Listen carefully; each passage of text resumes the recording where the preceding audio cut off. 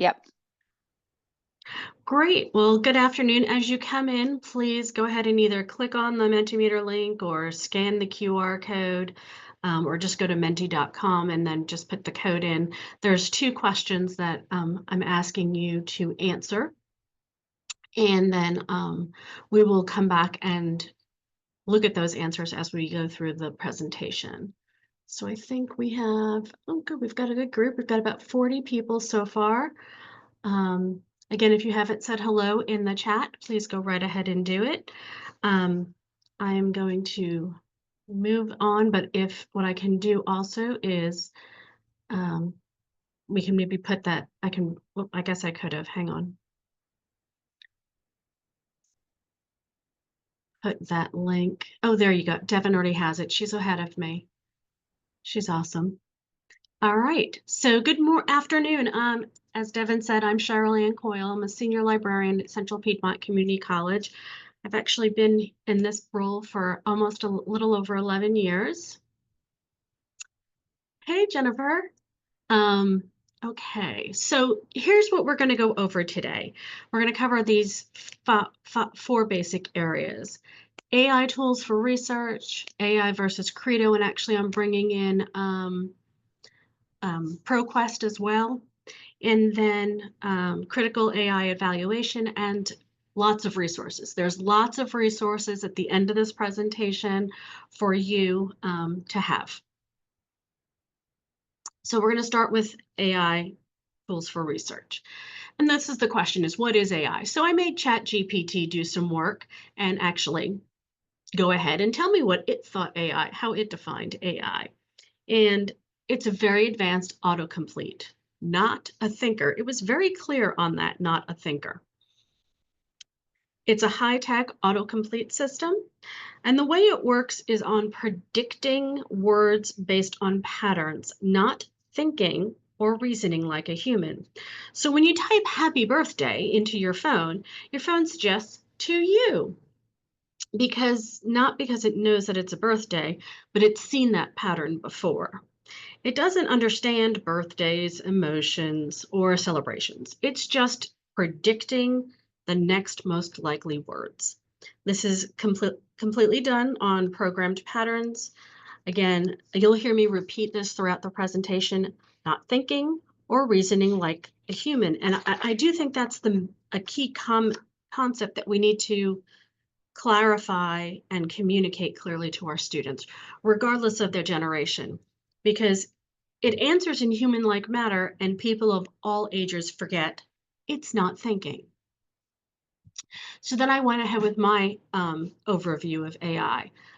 We're specifically going to talk about AI generative platforms today. And again, a way I said it is it performs tasks. It prioritizes providing an answer over ensuring accuracy. It doesn't necessarily want to get you the right answer or the best answer or the most accurate answer. It wants to get you an answer. It's getting better at providing the accurate answers, but still, that's not its main goal. We're going to talk today, I'm going to use an acronym called LLMs, Large Language Models, and they're generative AI systems that are trained on vast amounts of text to understand and generate human-like responses. So this is ChatGPT, this is Google Gemini, this is Microsoft's Copilot. They're all these deep learning machine techniques to predict and create text based on context. It doesn't just do this with text, it also applies this concept to art. And through the data mining, it comes through and they're using not only public domain works, but also copyrighted works, which is of course where all of the lawsuits have started to come in from. So, which brings me to my next point. So these two, like I said, data mining, it's all through data mining. And like I said, the lawsuits, which brings me to my ethical considerations. Where's the boundary? Where is it that you cross the boundary into not unethical use of this tools and these content? We're like, well, I can use it for these parts of my assignment, but I shouldn't have it, write my essay because then it's not my work. And it's going through all these data mining sources. And as it does that, it doesn't distinguish humor, sarcasm from facts, which I personally have a problem with because half of my presentations are either humor or sarcastic. It's a lot of my daily vernacular. If you've met me, you know my humor is bad, but it's there. And so it wouldn't understand which parts of my presentation are truly humor and which are actually facts. And so a lot of that information also helps skew its results. Oh, went too fast. So now I'm going to hop over and check out our Mentimeter results. Okay, nobody did the questions. I'm hoping that's not true. Good that we have 26. One has their own AI assistant. You're doing awesome. Some use it in their instruction. Play around with it for fun. That's pretty much where most people are right now. You've heard of it, but still want to learn how to use it. Great. And I've never intentionally used it. Intentionally is the word there. Cheryl, if you Yeah. click the present button in the top right corner, that'll Ah, show your results a little. cleaner. There we go. Oh, Yep. look, there we go. Sorry, I'm used to lower tech at Mentimeter. So you can see most people like to play around with it for fun, which is perfectly fine. And now the second questions, how to integrate it into information literacy instruction. I'm going to show you what's worked with traditionalist professors. Yes, AI, we have to move beyond the AI is just writing papers. So we really need to do how to avoid being accused of plagiarism. That's another good one. Incorporate into the assignments. Well, I'm going to show you how some of our databases are already using it. Not giving you'll get my comments on ProQuest Research Assistant later. How do I get faculty to buy in? That's my other presentation on AI and academic integrity. But basically, it's just, it's here. You can't, just like the internet came along and it's just another tool that has come out. And I think there's a lot of ways that we can use it effectively. So I'm gonna close out of this and go back to my presentation because that is where my life, we will be popping. Oh, it did not keep my slides. Let's see if I can get us back to where we were quickly. Sorry about that. The way I say by you can't hide from it. Well, we're already using it in our tools in research. Search engines, citation creation machines, as I call them. This is they've come from the crude garbage in, garbage out model to somewhat garbage out. We still know that unless you're in one of our databases, if it's trying to create a citation off of a website, it can only find so much information. It is matching information, what it thinks it is matching, and because it's not categorized like in a database. Content summarizers, which are getting more and more prolific. And in fact, a lot of our grammar editors also now provide content summarizations. And the grammar editors started out truly as grammar editors, right? They were editing our verb tenses, and if we forgot a preposition and doing those minor tweaks in grammar, like if we thought we put some of the words in the sentence and we left some of those out, it would help us out. Now it's offering to rewrite the student sentences. It's offering to say, well, you know what, that you kind of wrote that in passive voice. Let's make that active voice. Let's make that sentence, let's rewrite it for clarity. Or, this is a persuasive paper, let's make it more persuasive. And so it gets fuzzier here because what started out as just correcting simple grammar has now gone to rewriting students' words. And so now where is it? How much is their student work and how much was AI? Okay, AI benefits. Here's where I see the benefits of AI in research. It's great for expanding and generating keywords. We only know so many words that we know. We don't know that a lot of the times the technical terminology that you need it for different fields or different subjects. So how do you find out those words that you don't know? It's great for helping narrow broad topics. Students always, I call them universe level topics. They put in climate control or climate change or pollution. And I'm like, great, we can't cover all aspects of pollution or even some if in a 4-page paper. So we have to go from a universe down to a town-sized or um, town-sized paper. So we have to get that topic narrowed down. Now, it's great for helping outline where to go because they're not sure where they're really going with this research. They're kind of just starting out, and so it kind of gives them some places to go. The other thing that I really like is mind mapping and brainstorming. And this kind of goes with expanding in general and generating keywords is because you need to figure out, you have to do some research to figure out where you're going and what other words you might use in your search.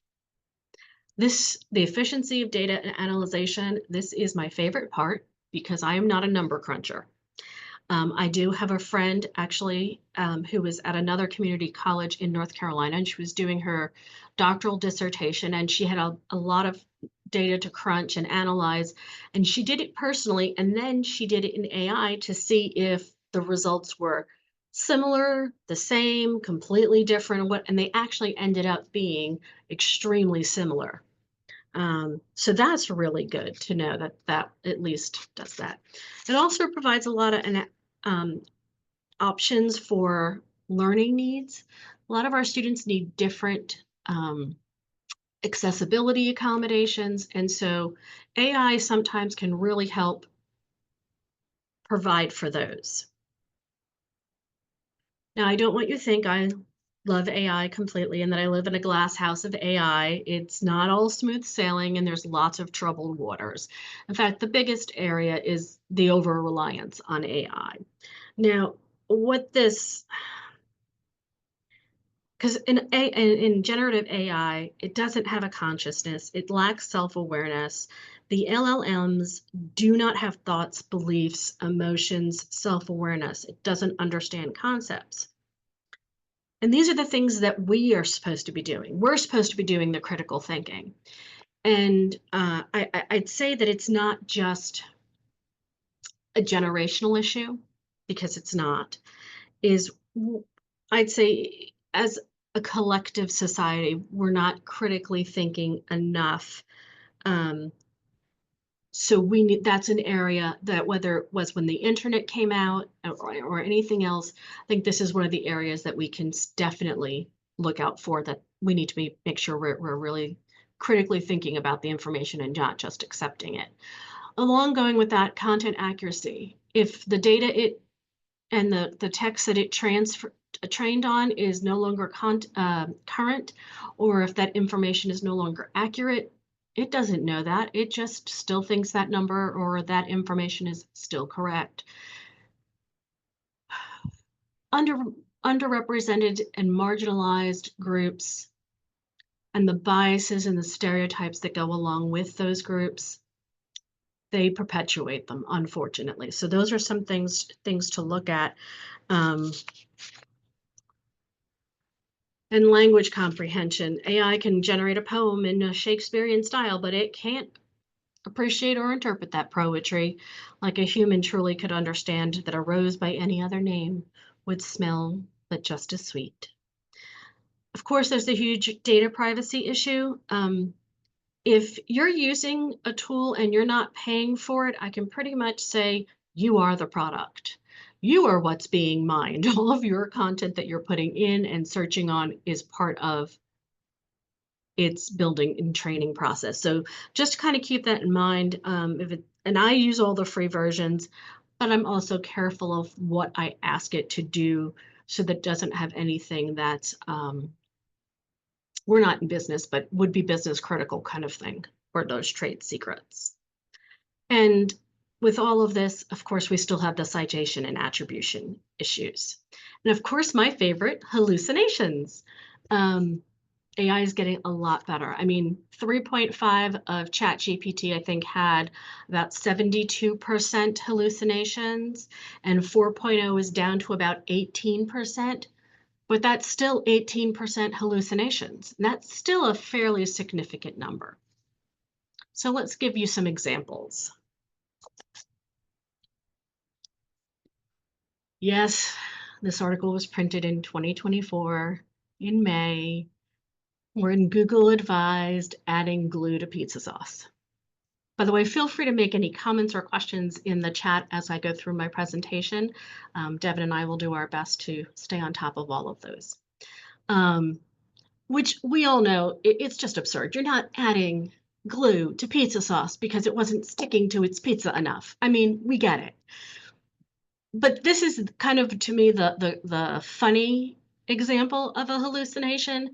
And then you get the next one, which is really kind of serious, that a lawyer was cited fake cases because they had ChatGPT generate the legal brief. That's major issues. Now, apart from the fact that the lawyer is in huge trouble, I don't want to be their client, right? I want to be able to rely on that my professionals are not using ChatGPT to write legal briefs. So you've kind of got to really make sure that I kind of give them, my students, my both examples that, like, yes, you can, there's the obvious ones where we don't put glue in food that we're going to eat, but would we be able to pick out that the lawyer was citing fake cases if I didn't click on and check those links? All right, so now we're going to go, again, let me escape here, and we're going to go to ChatGPT. As you can see, ChatGPT is actually one of the things I use most often. My subject for today is fracking. So like most students, they'll just put this in and see what it gets. What I love is that it actually gives me some of this information immediately. It says fracking, or hydraulic fracturing, which actually is the technical term. Our common day vernacular is called fracking. That's not what you're going to find as easily, or as most of the information is categorized in databases. So you're going to want to use that. So I'll use this and I'll show students how we can do hydraulic fracturing. And then, okay, so here's some pros and here are some cons. So if we're writing a pro-con paper, I've already got some basics. Yes, it's cleaner than coal, but it can lead to water contamination. So that's, and oh, there's that seismic activity, small earthquakes, which, as you know, are becoming more and more problematic. And then it says, are there many more aspects that you want to do? And you're like, tell me more about the seismic activity. I am on chat. Sometimes it gives me, no, see, I'm on the free version. I'm on chat 4.0 right now. Yeah, it does get confusing, Kyle. Let's see, but yeah, I'm on just, usually it gets me to, if it, during the less busy times, I get to chat 4.0. But as you know, it always wants me to upgrade because I'm not paying for any of this. So it is free. And so, okay, so tell me more about seismic activity. And you'll see I didn't even get the word right around active, and it gave me some of that. And then it gave me some cases, and then how serious are these earthquakes? The content, what I'm looking for is not to do my research here, but to find out some of these terminologies: hydraulic fracturing, wastewater injection. These are not things that I might necessarily know. And so what I like to do then is copy this, and let's pop into Gemini. And I'm on 2.0, as you can see here.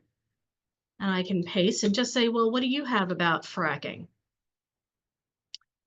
This is also, of course, just great. And you'll see it gives me, so this one too gave me hydraulic fracturing, which is always good. And again, gave me some key concepts. Now, it didn't do it as pros and cons, but you see seismic activity is still there. So we can do that. And then I can do the same thing in Copilot. Now, Copilot is a little different for me because this actually is one of our paid, because my campus uses Microsoft, so it's part of our Microsoft 365. Um, and you'll see what they've done here, which is different than the other ones, is they're giving me just some key points. They highlighted hydraulic fracturing, and they gave me links to some articles. Now you can see it's Wikipedia, Britannica, and another Britannica one. So, I don't want to explain it, but I can go back and go through all of these. So you can see where you can find similar information in any one of these three tools. They're very similar. There's a lot of options out there. I'm not going to go into Claude yet. But again, you can ask it different things. And this is where you can say that, I'm writing in English, and yes, I don't have to spell correctly. You also don't have to be polite to your AI assistant. My friend, Dr. Lane Freeman from the State Community College office always calls it his lazy assistant. Paper on the pros and cons of fracking. Can you give me a quick outline? When your students are not used to writing or thinking, they don't even know where to go to start some of this research. And so what I'm saying is I can do this much easier than a student. I consider myself a somewhat subject matter expert, and you'll see like over here on the side, I've got benefits in research. Well, it gave me something there on academic integrity and plagiarism, and it gave me a quick outline. And I said, well, that's great because I know enough about this information to know if it's giving me the right information or not. The problem with relying solely on AI for doing this is the students don't know enough to know if this is correct or not. And that's part of the challenge. They'd have to do research on every one of these parts to be able to know if that's the right information they're looking for. So any quick questions before I move on chat? I keep looking to the side because that's where my chat box is. So just bear with it, that's all. So that's one of the things that I do, and that's the difference is our students need to understand is I can use it differently than I think they can use it. I stop them here just looking at this basic information. Okay. Oh, I did want to pop into Claude real quick. Claude is not a, if I put fracking in here, it's not really going to give me what it's like. Claude is a very different kind of product. Claude, I find it's going to give me some, and it's going to give me some of the information, but that's not its strength to me. What I love about Claude is that I'm going to use an example I have already done here is if students are having problems studying or learning, let's say, the entire respiratory system, I love the way Claude will do an interactive walking tour on a thrilling journey through the human respiratory system. And I get to interact with that tour and say, I want to talk to the alveoli. What do they say? Do the alveoli have fun? And then, oh, yes, we have all the fun. And kind of really bringing you through a visual tour. All three can do that. Claude is the one who I think really does it the best. And again, I'm using the free one. So just some things there. All right, so now I want to go back and we're going to do AI. Really? Stop that. Do you love it when the present? No, not from the beginning. Does it present live? Yeah, no, that's not what I wanted. It's okay. Stop. End session. Don't you love it? That's okay. Um, AI tools, we're going to talk about AI and Credo.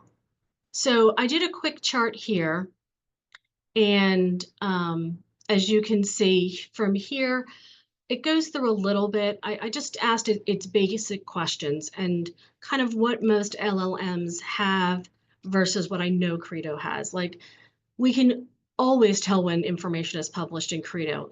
Some LLMs you can, some you can't. They both provide great and quick searches. They can suggest other search terms.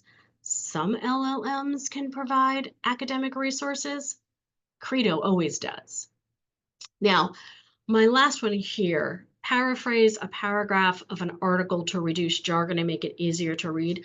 Credo doesn't, but ProQuest does. So actually, I'm just going to do a quick, we're going to pop back in a minute. So Credo reference, just I did that same with fracking, and it gave me immediately this wonderful mind map for hydraulic fracturing. And I'm going to pop into Credo, if I can make it open my, we're just going to leave. Come on. As you can see, technology doesn't like me today, which is always fun in a presentation. Okay. So I picked two NC Live databases that I think are really good for different purposes.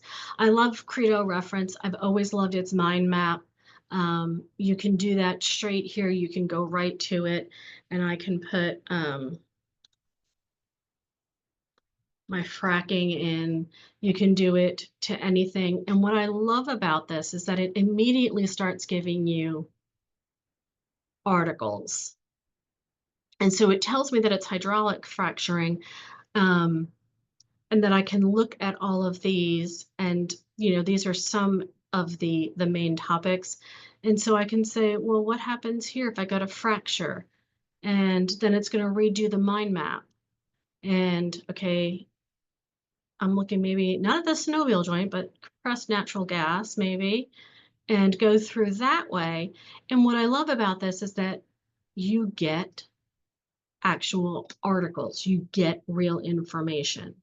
And so, and you get the entire citation right there. So whatever you need for MLA or APA, you can copy and paste that citation, or you can export it. Most of my students aren't ready for Zotero, so they're just copying and pasting most of it.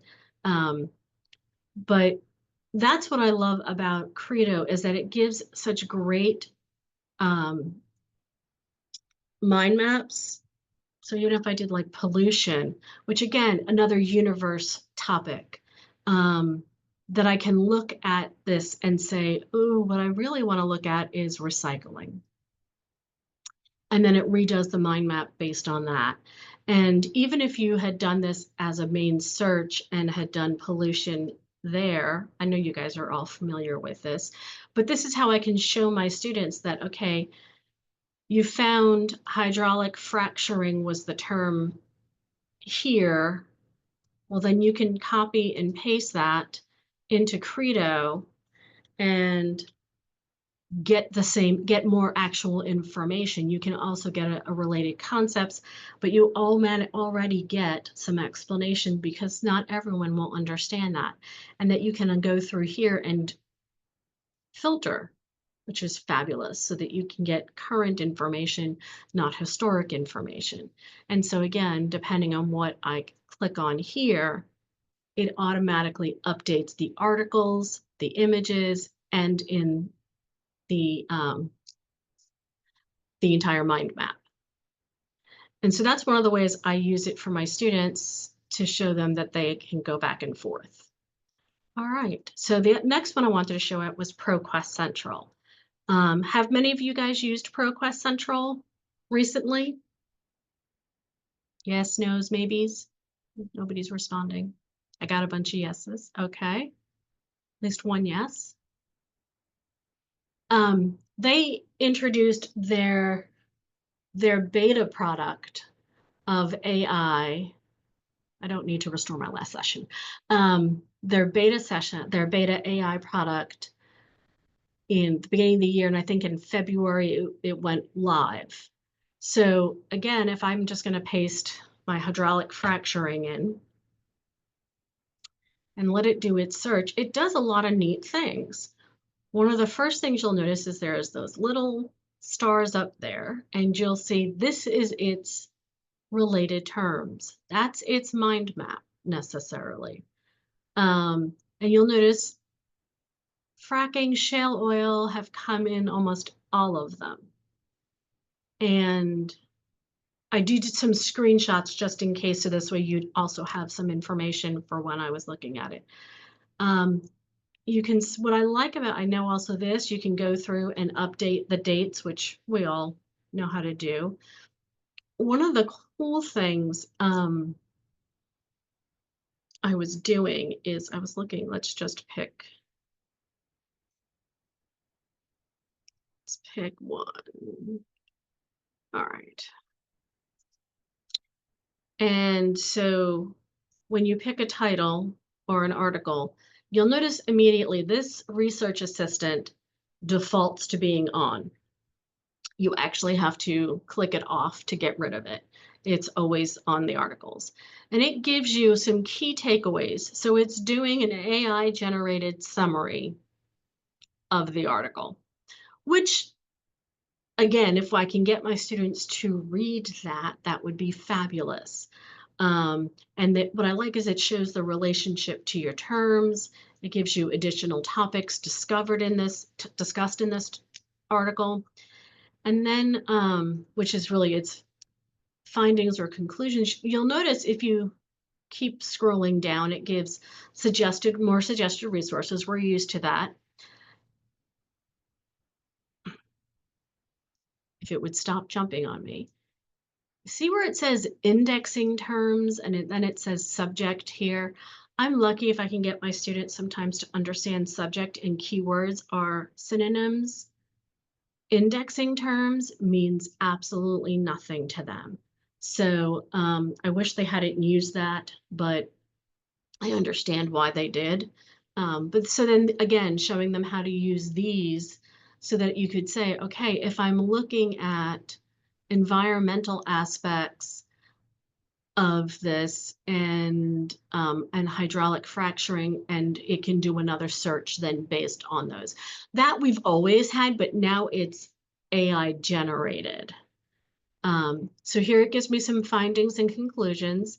Again, teaching our students that this is not a copy and paste. This is a jump to it and go to the quote from the document so that if you're looking for specific information, some of these documents get extremely long and are 20, 30 pages, and you want to get through to that point. So at least this helps kind of narrow it down to the section they need to read and gets them to actually to that part of the article. When it says brainstorm, and I click on that, I'm going to be honest, this is not what I was expecting for a brainstorm because it's giving me other topics, other research related topics, not necessarily actual brainstorming as I think of it, which is what I see in Credo. So I was looking at these the other day, and of course, every time I do it, it gives me something slightly different. And so you can click on that and get to a whole new search.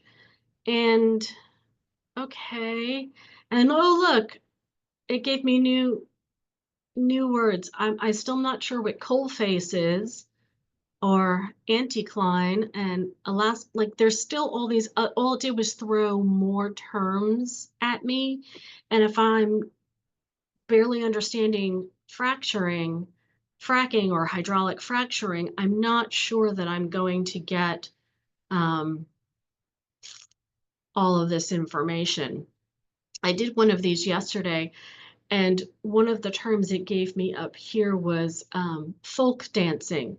And I wasn't quite sure how folk dancing was really going to protect or deal with fracking, um, but it was environmental impact on a rural community. So it gets a little funky, but I like to, like I say, what I like to start to do is start them in Credo or start them in AI so that they can at least see some of the pros and cons of their topic. Take those terms, pop into Credo reference so that I can get some actual documentation on that. And then if they want to take it the next level, then they can go into ProQuest Central. Maybe if they're looking now, once they have their topic kind of really narrowed down to what they're actually doing. And students kind of feel like they're getting away with something because they're getting to use ChatGPT or whichever AI flavor you prefer in their paper. And there's a slide in my takeaways in my resources that I want to show you that has kind of outlines it all about how you can do really help set boundaries for your students. All right. If you haven't watched this video, Picking Your Topic is Research. It is my favorite video for my English 111 students. It's from NC State. And, you know, students think they choose their topics, they create their search terms and find their sources, and they're done. They can write their paper. And we know this is an iterative process. It's not a one and done. And that's what this video really points out. And so it's 3 minutes long. I advise you, I've got a link in it here, which will be in my presentation. So students need to understand the research process as part of this, is because they don't understand that it's not just a straight line and it's not one and done. And so you can see how, you know, you can start in ChatGPT and then go into Credo and then go into ProQuest and kind of help build your way through the search process. All right, so the next section is critical AI evaluation, because we still have to evaluate this information. I feel like when the internet first came out, everyone's main areas of concern was, is this information accurate? Who wrote this? Who's the authority? And oh my goodness, look at these stereotypes and biases it has. Those are exactly still my main concerns with AI, because it's getting its information from online for the most part. So the inherent biases and stereotypes, they're getting passed along. And I think we have to constantly point out to our students that we have to evaluate this information just as hard, if not more stringently than we did just web information, because they forget. I'm going to say it, like I know I've said it a bunch of times, AI does not think. It's just a pattern of words, and that's what it's doing. All right, so I've got 3 different kinds, depending on, a lot of people have very strong feelings about different levels of using evaluation. CRAP goes back to things that what we've used always for web information. And so for me, CRAP still gives me a good initial overview: currency, relevancy, authority, accuracy, and purpose. I get to say CRAP in my class. My students sometimes chuckle. And if it made them pay attention for 30 seconds, they remember CRAP. And if you want to do more of a fact checking, then SIFT, stop, investigate, find, and trace. And again, which focuses on quick fact checking and source verification, and do some lateral reading. And then of course there's RADCAB, relevancy, appropriateness, detail, currency, authority, and bias. And that one is really designed for digital literacy and assessing online information. So any one of these or a combination of these, if you have another one that you like to use, And getting them to check citations is really huge. And it's kind of fun because you're asking them to do what faculty members do. What's the first thing we do is check citations. If I can't click on it and get to the actual article, I know there's a problem. So any one of these can be used. I think CRAP is a good basic check for at least an initial overview. They need to keep doing more and going further into this. And so I have 2 sample lesson plans that you can access, one for SIFT and RABCAB and one for CRAP. Feel free to go ahead and modify. Now comes to my fun part, my resources. So I've kind of done some grouping here. I've gone through some of the popular AI tools. Those are the ones most people are familiar with, the first 3. Claude I throw in because I like what it does on taking you on interactive journeys. You'll also notice when I was in Claude for that one, my prompt was a good paragraph long. And if you're interested in that, I can send you some more information. But generating prompts from a instructor level is as important to achieving your outcomes as it is just knowing which one to use. Notebook LM and Research Rabbit, if you're looking for organization research and you're not ready to be in Zotero, those I find really good. I love Notebook LM because also I can upload my notes that maybe I've taken a study sheet or I've got notes from a class. I can upload it and it will create a podcast. And I can interact with that podcast. I can ask it questions now and be like, wait, what did you mean by? Because maybe it's a term that I was in my notes, but I just kind of wrote it down, but I don't really remember what it was. And Research Rabbit, again, it's a good way to gather research because I don't have time to do that sometimes in my life here. But I have to, it just goes out and gathers it. I still get the opportunity to go through and read it and do all the critical thinking and analysis on that. There's some AI educational guides that I've got together. I went through and found some ones that I think are really good. And if your library doesn't have a LibGuide or any guidance on research and academic tools, I think these are some ones to take a look at. I know we have one here and we're actually working on revamping it because we think right now it originally focused just on ChatGPT and it needs to be a little bit broader and be a little bit more in depth. One of these fun things that a lot of people didn't know is that you can turn off AI in Google Docs and make your grammar checker just that, a grammar checker, and not rewriting all the paper. A lot of these are duplicates. Again, as you can see, they're in a couple categories. Yes, ChatGPT can be used for also writing and for research assistance. If you haven't used Quillbot, it does a lot of what Grammarly does and what now the AI search tool in ProQuest does. It provides that paraphrase and summarization. Of course, if you don't have the paid version, then it only would do 175 words at a time. And then, of course, faculty tools. And again, depending on your level of student that you're dealing with. There's everything from elementary on up. So different faculty and instructor tools.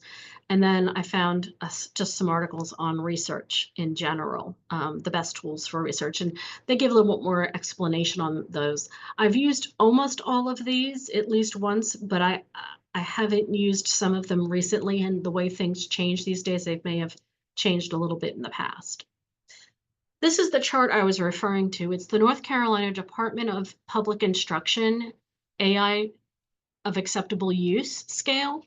And I really like 1, and I'm pointing at the screen like you can see me, 1 and 3. I like AI for assessment, for brainstorming, creating structures, generating ideas, for improving the work and getting the research going. But no AI content is allowed in the final submission. And then I like it for specific task completion. Maybe it's crunching the numbers. Maybe it's evaluating something or creating a pretty pie chart for me or putting the data into a manageable format. I don't really have time to sit there and spend and create 4 different charts to figure out which version I like the best, but I can have it do that task for me. And that's where I feel it's really useful. And this is something I've been giving out to faculty to say, okay, you get to decide, and not just for your whole class, but per assignment, where you feel the right level is. And like I said, this was done for the state, and I find it very applicable to college. It's not just K through 12. Okay, so I have been talking for about 47 minutes. So I'd like you guys, if you still have your Mentimeter up on your phone, click next. And if you want to jot down something that you've learned quickly, we'll come back to that in a minute. But right now, I want to open this up for discussion because I've done a lot of talking and I've covered a lot of material. Um, and I want to hear from you now what your questions are. And you can feel free to unmute yourself, or you can go ahead and pop it in the chat, and I will take care of that and move that over so I can see it a little bit better. We have a question that came in through Okay. direct message. Does your college have a policy on using Quillbot and Rightful? As I read an article recently on students getting their scholarships pulled and are put on academic probation for using them, even though they were just using them as grammar checkers. The problem is, and when this is one of the things I think that we have to explain to students, is that all of these tools, none of them should be their tools, and they should not be writing your papers. Can I tell you, there's even sites out there that claim they can strip all the AI behind the scenes coding out of your paper and get you past AI checkers.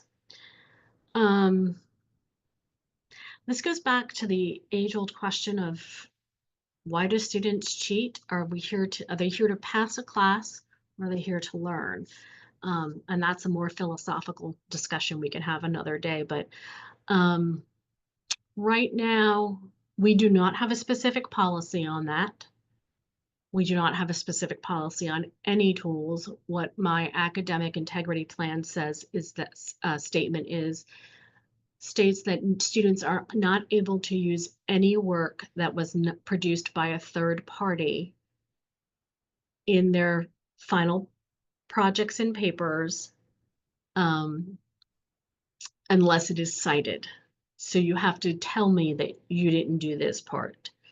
And that the way it's stated is says no AI is allowed. And then the last sentence is be sure to follow your faculty guidance. And so that's why I go back to that chart and say, let's give them very clear boundaries, because they're always going to work harder to work around the boundaries than they are to actually do the work. Did that answer the question? Jennifer Smith, I see she's got a question. Does your campus have an AI policy, and does that library have input? I have a slightly funny story on that. I know that my college is working on an AI policy. They took my presentations because I know my AVP asked me for them, but they haven't asked for any feedback yet. I think they're still working through it. Samuel, that is entirely true, that AI checkers are highly unreliable at actually detecting AI usage. Yes, they're frequently biased against ESL students. And again, because they think, it's part of that whole challenge of where the trying to find out if they really wrote it or really not. We need to also look at some of our assignments and say, are there other ways for me to test the knowledge of our students did they grasp the concepts other than just writing a paper, um, which is extremely hard in English. And I know several of my English faculty are going to have, if they haven't already, are going to not appreciate that ProQuest has already put a lot of that content in there. But it's the reality. Everyone panicked the when the internet came out because now they can find all this information and there's no way to fact check it. All AI is doing is it's the next level of internet trolling, so to speak. Kyle, yes, there are so many lawsuits going out, and I cover those like I said in one of my other presentations. You can speak to them. You definitely mention them to your students. I mean, let them know that Microsoft is being sued. I think that's important to know that it's not like they're getting away with it, and there are consequences for actions. And if that consequence might be failing a paper or an assignment, that's minor. But how about losing your scholarship because you failed the class? It happened in the University of Georgia, and a student, they were promoting the use of Grammarly, and the student used Grammarly to make edits in her paper, was tagged for AI usage, and they failed the entire class, and it cost them their academic scholarship. And she had to go back and prove that she didn't know she was doing anything wrong. Slippery slope. So that's why I say try to be extremely clear when stating what you're allowing. And you can take paragraphs and pop them into AI and see if they can produce the exact same text. There's one, if you ask it to tell you a story, a nighttime bed story, it will almost always have, oh, I forgot the character's name. I think it's Eli. It will almost always have that character as one of the names of the characters in their short stories. So ultimately, why are they here? Why are they here to learn, or are they just here to get a grade? I really hope my structural engineers and my engineers who are building bridges do more than just get a grade and actually can argue their points. I don't want my bridge being designed by ChatGPT. Forgive me if I don't have a lot of confidence in that. So yeah, bring them up. I think that that's entirely fair to do, Kyle. I mean, let them know nobody is immune to this. Large companies are being sued. I even say that when you're doing contracts and agreements with vendors, please specify that no AI is allowed to be used, especially if it's creating a logo for you, or designing an outlook for you, because you don't want your work to not then be able to be copyrighted. Really good questions. Do we want to hop into Mentimeter and see? Sure. Let me find the right. Let me go back to present. Maybe. There it goes. And let's Yeah. go into the last question. Oh, got to keep going. Sorry. Forgot I had in there. Realized use of AI instruction. Great. Learn some ways to incorporate AI instruction. I'm very inspired now. Yeah. I'm glad you liked it and found it valuable. And for everyone else, I mean, a lot of times it takes a little bit to process this information and go through with it. And I do encourage you, if you have not played with it, go out and start playing with it, because every time I go back to ProQuest, this is operating maybe a little bit different, that they've done some tweaks to it. And so it's good to keep going in there so you also know how to explain indexing terms to your students, or, how you end up in a completely different topic. Um, I couldn't even tell you what this meant because that's not my area, but I might be able to do something with autonomous vehicles. And so just kind of how it gets you from, how did I get there from, hydraulic fracturing? it's not really clear. So I think that's why they also I think my concern with some of the suggested sources, which has always been it, and some of the connected over here is that sometimes A and A equals an orange, and our students are just going to might get a little lost, um, which is still why they need librarians and the library staff to help them with down their research path. Our jobs are not going away. It's just the latest tool, and it's the next phase of what we're doing. So I do hope you all found this informative. I hope you found it interesting, and I'm glad that some of you were brave enough to even tell me that you've learned new things. You have my contact information, and I know Devin is sending out um, my slides, and like I said, everything links out. It's all on my Google Drive. I had to share it from home, but that way you can get to my resources, and if you have any questions, because this is constantly changing and evolving, and there's always new information out. Coming up, and so every time I do a presentation, I have to redo the presentation. I hope you guys found it informative. Thank you so much.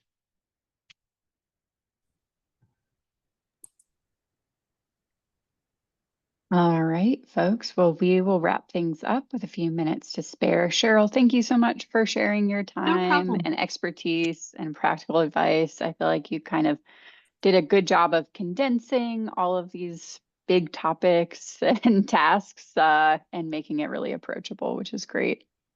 Great. That was my goal. Thank you.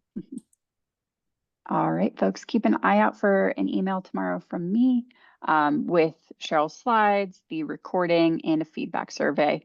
If you'd like more training on ProQuest AI Assistant, we do have a full webinar recording with ProQuest trainer Lori Hetrick on our YouTube channel. If you'd like to cover kind of updates to certain research databases that we have with AI tools for a future webinar, just any topics, feel free to include them in the feedback survey. That's a major way that we kind of incorporate feedback from our member libraries into the training program. Thank you all so much. Enjoy your Wednesday. Thank you. Take care, y'all.